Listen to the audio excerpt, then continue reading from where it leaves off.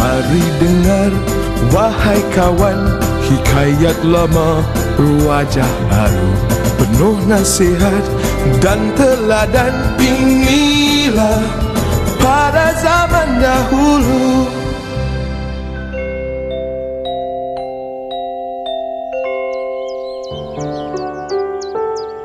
Kiki nak minum tak?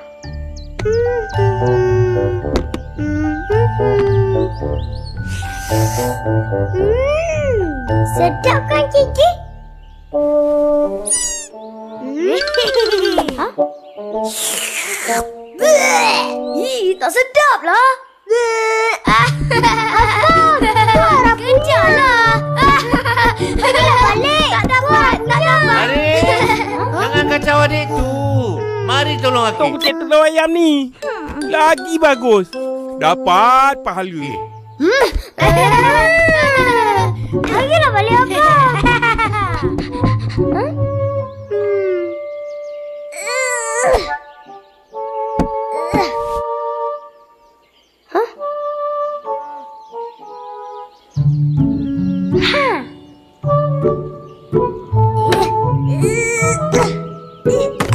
Ara, bulu. Penakut. Bulu.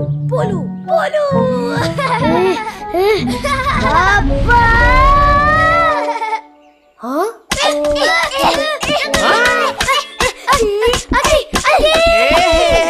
Sekarangnya. Aduh. Senyum sikit. Janganlah marah. Abang gurau je. Marahnya cucu Aki. Aris, tahu tak peribahasa? Jangan bangunkan kucing tidur. Macam itulah. Aki, Ara dengarlah. Dengar? Dengar cerita ni. Pada zaman dahulu,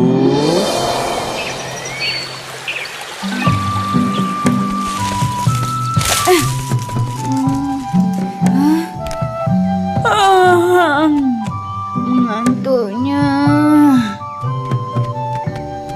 Tiap-tiap malam ada je masalah. Aku juga yang kena jadi hakim.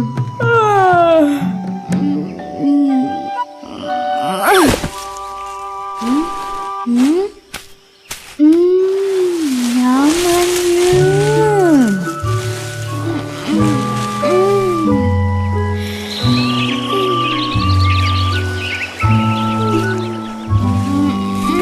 Kecil.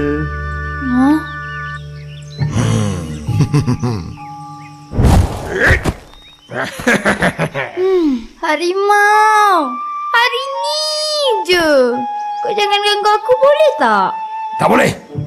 Hari ni kau takkan terlepas. Nak tidur pun tak senang. Harimau, cuba kau baring kat sini. Selesa. Aku sebenarnya tengah cari tempat rehat untuk Raja Sulaiman. Hei, kau jangan nak tipu aku lagi. Apa ni? Wah. Betul lah cakap kau. Selesanya. Betul kan? Aku tak tipu. Kau cari tempat yang lain lah untuk Raja Sulaiman. Dengan ampas kelapa. Kalau tidak, isi dia rasa lumpur.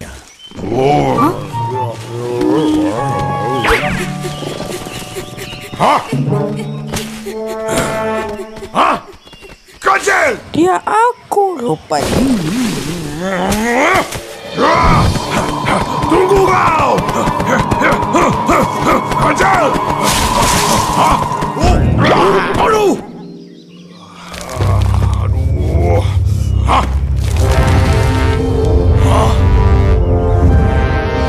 Hei, harimau! Apa kau buat kat sini?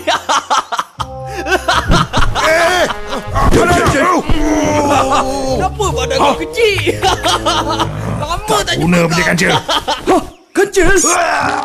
Mana dia? Kau jangan ganggu dia. Hei, kenapa pula? Kancil tu kan makanan aku. Kau kan boleh makan binatang lain. Macam tupai, rusa, arnab. Sedap. Tapi kancil tu bijak. Kau takkan dapat tangkap. Baik jangan ganggu dia. Aku pun bijak juga. Kali ni dia takkan terlepas. Bijak? Dah berapa kali kancil terlepas? Beruang, kau nak tolong aku tangkap kancil? Kau yang tegap. Dengan aku yang pantas ni, mesti dia tak terlepas. Tangkap kancil! Aku tak berani. Hei, kau ni. Badan je besar. Dengan kancil yang kecil tu pun takut. Memang aku takut. Kau ingat tak?